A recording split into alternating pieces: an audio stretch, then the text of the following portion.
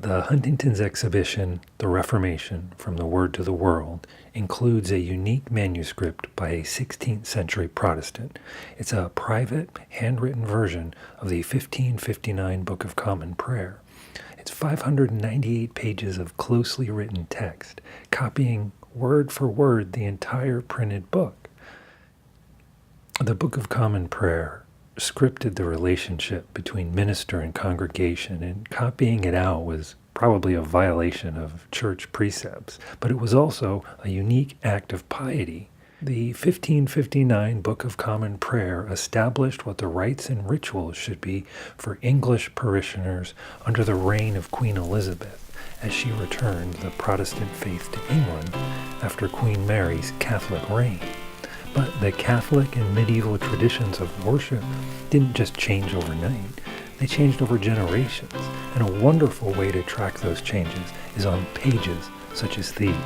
So I went to Vanessa Wilkie, who's the curator of the exhibition, to get a look at how people were actually worshiping as the changes triggered by the Reformation roiled through Europe.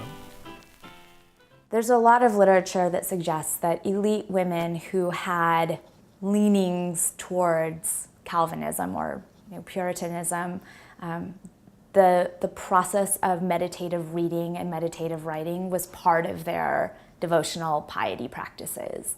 This particular volume is in a section of the exhibit called Taking It Out on the Books, because vandalizing books was a really popular method for expressing anxieties or angers or engaging with debates during the Reformation in this period.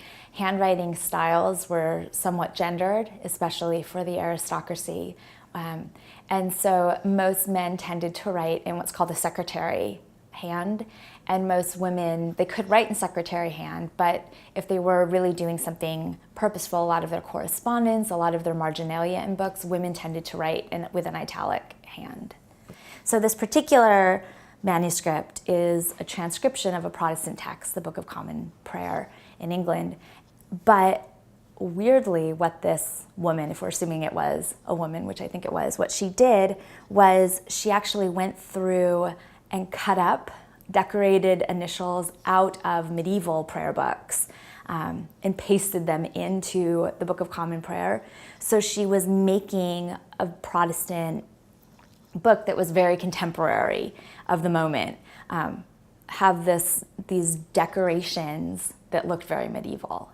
So it's kind of a window into what this woman was thinking, and the fact is that she destroyed medieval manuscripts to be able to create this contemporary manuscript. Something like this helps us understand how an individual person practiced their piety, and that's a really unique opportunity to find, because we get a sense of what the state wanted from its parishioners. We get a sense of what the clergy and the intellectual elite in the period wanted, because they're the ones that were printing and publishing books, but it's really hard to get a sense of, beyond the famous names of the Reformation, sometimes it's really hard to know how individual people practice their faith. It feels, in the way that we today talk about the Reformation, it feels like it's a big break, like 1517, turn the world upside down, and there's suddenly this split between Protestant religions and Catholic religions. But in actuality, when we look at texts like this, we see that a lot of the practices continue. There's a long kind of sense of continuity to both the way that these books look and also the way that they're used. The book that she created, the fact that it's made for private use, not communal use, does seem a little sketchy, a little suspicious. There's nothing in it. She's copying the act of uniformity. She's copying the language that identifies that she knows what she's doing and she knows what the state-sanctioned practices are. So the printed Book of Common Prayers is organized into paragraphs, the way that we today would recognize a book being organized into paragraphs. But when you look at the manuscript copy of what this woman's created, there aren't really paragraph breaks. There are some places where she's added what are called paraphs or paragraph marks, but she's really just copying out the text in sort of the stream of consciousness. But she's really careful to, mark the end of each section. So each section kind of lines up, but the lines don't line up. So the layout looks really similar, but the fact that she's using Arabic numerals instead of Roman numerals, the fact that she's not altering her script from italics, where the printed book does alter, means she's not really trying to do an exact copy. She's doing this for some other reason.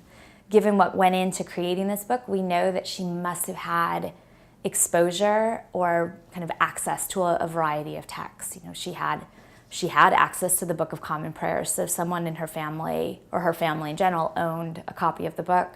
She also, there's a huge variety of the style and the kinds of initials that she cut out, which means she had access to a variety of different medieval manuscripts to cut up. But what makes it somewhat unique compared to other manuscript prayer books by other devotional women is the fact that she did leave space for initials, and she did go back through and decorate and illustrate her book. And so that's a really unusual feature, and that's what makes this particular copy and manuscript so unusual.